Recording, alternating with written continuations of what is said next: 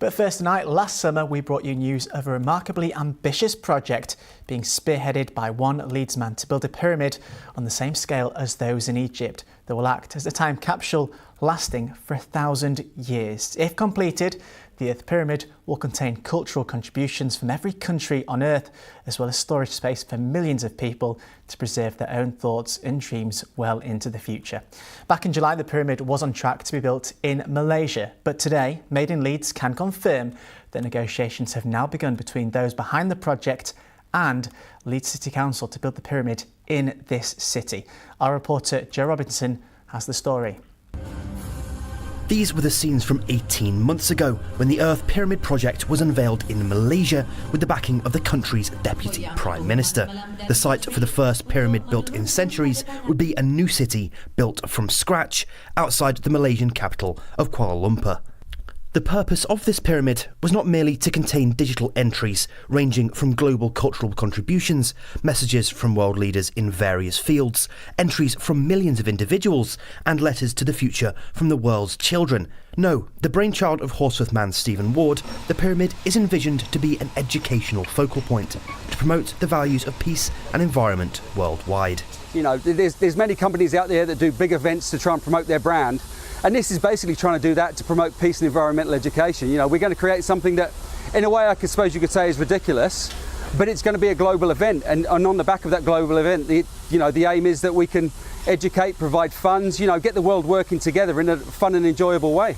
A piece of Leeds was always destined to be part of the project, with this stone quarried in Leeds, earmarked to join building blocks from every other nation on Earth as part of the pyramid's construction. Not to mention the brainpower contributed by Leeds-based architects Arup, the firm behind the Beijing Bird Nest Stadium. Already at the advanced design phase, the project will be used as a chance to crack the mystery of how the Egyptian pyramids themselves were made. I decided to help out because I agreed with really the aims of the whole project to help peace and environmental side of things. But I must admit that it did appeal to my engineering side and the challenges of trying to design and build something that's going to last 1,000 years and keep it as low carbon as possible. So, a project conceived in Leeds destined for Southeast Asia? Well, perhaps not. Today it was confirmed that negotiations with the Malaysian authorities have now begun to stall, giving Leeds City Council an opportunity. And with the bid for Capital of Culture 2023 now confirmed, the council will be looking for a chance to showcase its cultural ambitions. But with the project still looking for a source of finance for a UK-based construction, this is far from a simple proposition. From the air, I'm Joe Robinson. Well, I'm delighted to say that joining me in the studio now is Zulfi Hussain from the Earth Pyramid. Zulfi, as we've discovered there, it was originally planned for Malaysia, now perhaps Leeds. Why?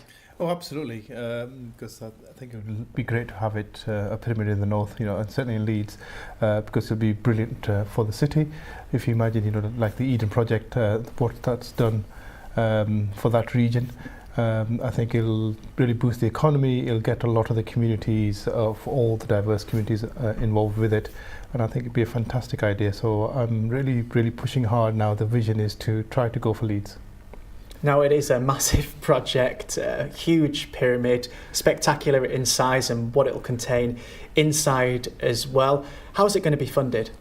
Well, I think the funding will take care of itself. I think the first key thing is that we need to identify and try to get a site working with the businesses, the community and the council, and really almost create a Yorkshire pyramid, I think. And once we've done that, we've got a lot of support already internationally. We've got Desmond Tutu on board, we've got the various peace laureates, and we've got various governments interested. So we think that this could really go and be a really massive project for Leeds and the region.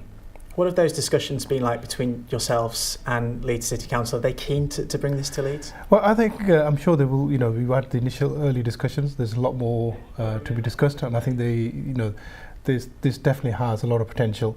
And what we want to do is regenerate, use a site that's actually a brownfield site that could do with a lot of regeneration, use a lot of local materials, a lot of labour.